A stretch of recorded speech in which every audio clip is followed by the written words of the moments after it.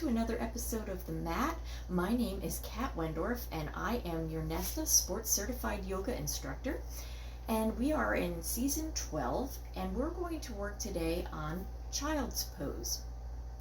I'm going to demonstrate Child's Pose to you. I'm going to turn around so you can see the back of me so that you can see the different parts of when we're going down into Child's Pose. So please roll out your mat and let's begin. Okay, for Child's Pose, you want to stand with your feet hip-width apart, your arms at your side to start, and then you're going to come down to your hands and your knees. Point your toes back so that they're flat on the mat, and you want to take your buttocks and put them down and rest them on your heels so that they're touching your heels. And then you want to take your arms and you can either put them in front of you and reach in front of you as you lean your chest forward down over your knees, or you can modify if that's not comfortable. You can put your arms on your side like this. For Child's Pose, I'm going to go ahead and reach forward. Hello, Darcy. Darcy, are you going to help us today? And I'm going to let my forehead touch the ground. So I'm resting. Now, if that's not comfortable, you can also use your hands. You can also use a towel or a block. And I will show you, here's a block, a yoga block. You can place that down either standing this way or flat. And you can rest your head on the block as well, if that's more comfortable for you. And you're stretching and releasing at the same time. You want to inhale and exhale. Inhale and exhale.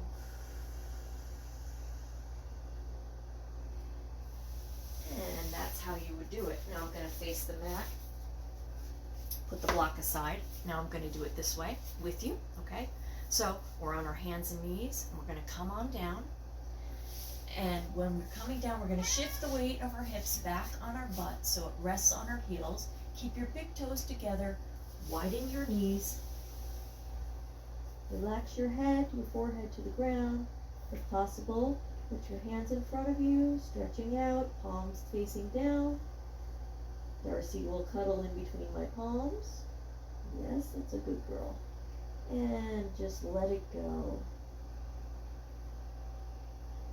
Let it go.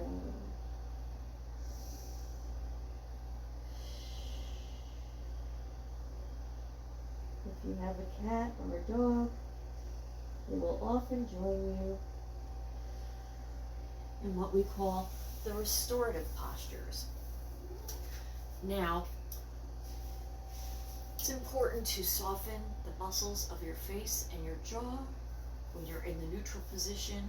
A lot of times you'll hear an instructor say neutral or neutral position, and that will simply mean going into Child's Pose or into a restorative posture. Maybe you're just sitting back on your heels like this. It's a neutral position. During your practice, if you need to take a break from what everyone else is doing in the class, or if you just need a break and you're doing it on your own, this would be your neutral position, or Child's Pose would be your other neutral position. When you bring your forehead to the floor and you're breathing deep and free, you're soothing and centering yourself. That is also a benefit of Child's Pose, is that you're centering yourself again to begin fresh on your postures. Spiritually, sometimes we need to let things go out of our body, and if I don't relax into neutral, I can find that I can't release. So I need to come to neutral to release and start new, basically. We have a book that that I've read years ago, and I thought that I would bring it out and talk about it. It's called Journey into Power, and it's by Baron Baptiste. And he is the founder of Baptiste Power Yoga Institute, and both of his parents were yogis, and this is where he had the upbringing from. And it's a great book. I read it years ago, and I thought that we would talk about the book and go through it a little bit over a couple of the next segments. There are some interesting things that I learned from Barron, such as the 8 universal principles for stepping up to the edge, which helped me with my practice. What he does when he teaches yoga, he talks through the process and the posture as he goes throughout his class, and he pushes his students to the edge. And by pushing yourself to the edge, it will guide you and empower you. So if you're feeling lost, it'll illuminate your path. So he has 8 principles that he talks about, and for today I'm just going to briefly go over the first 4. Principle number 1, we are either now, here, or nowhere. We are either now, here, or nowhere. Now, here, or nowhere. Interesting, isn't it? How the only difference really is a little bit of extra space. All life happens in the present moment. All we really have is the moment that is right here, right now, in front of us.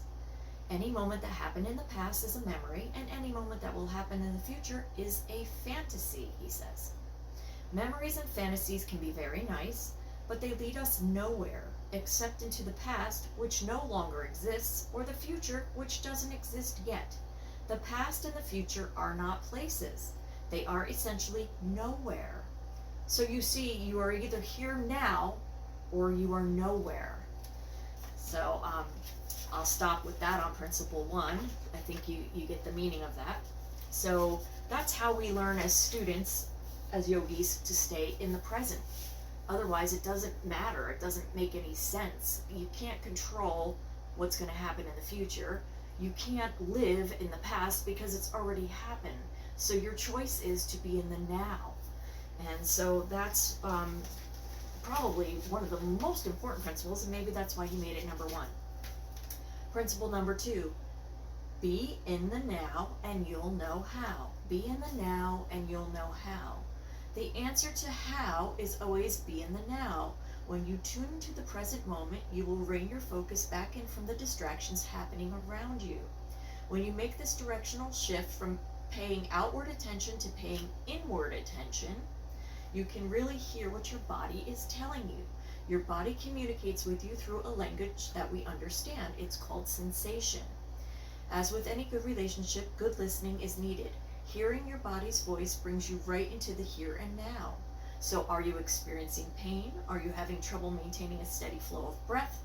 That's a sign that you've gone too far, you've crossed your edge into overwhelming. What adjustments do you need to make in order to make the pose more comfortable for you, to make it work?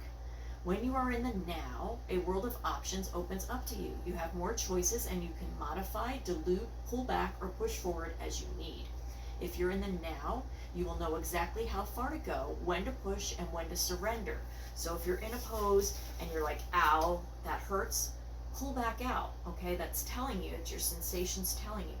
If you're in a pose and you're not quite feeling it, you've been in this pose 100 times, and today it's just come to you much easier than normal, that's a signal to go a little farther, to push your limits a little further in that particular pose. So that's principle number 2. Principle number 3, growth is the most important thing there is. I have come to a point in my life where there is nothing more important to me than my own growth. I have 3 boys whom I love dearly. They are my greatest joy, yet my own growth is still more important to me. How can I even say that? Because if I don't grow, they suffer. If I don't grow, the people I work with suffer. In a sense, if I don't grow, the world suffers, because we are all interconnected and impact one another in powerful ways. We have 2 choices. We grow or we die. It's that simple.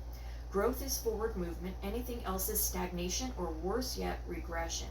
I would go even as far as to say growth is the answer to an age-old question of the meaning of life.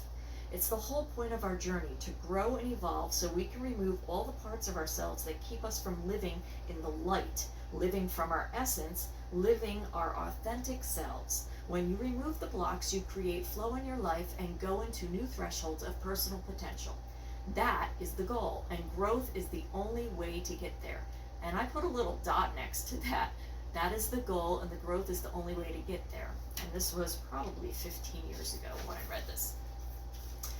principle number 4, exceed yourself to find your exceeding self. Exceed yourself to find your exceeding self. If you do what you've always done, you'll get what you've always gotten. It's that simple. If you really want to grow beyond where you are, to change your habits, your body, your mind, and your life, you need to exceed yourself. To find authentic that you buried inside, you need to tread into new territory. The new frontiers are within us. The reach stretch is internal. You know what you get from doing things the way you do right now. Your best thinking has gotten you where you are. But do you know what you get if you go just a little bit beyond the usual? The irony of exceeding yourself is that it usually happens after you've perceived failure. The moment when you believe you have no more energy or capability, when you are certain you have to give up, is when your experience and most profound breakthroughs happen. So there. Those are the first 4 principles of what he explains to his students, and I think that it applies to yoga, and I think it applies to our lives. What do you think? Please comment below. And Darcy's going to comment that she'd like to go on lunch break. Thank you for joining us today, and we'll see you next time on the mat.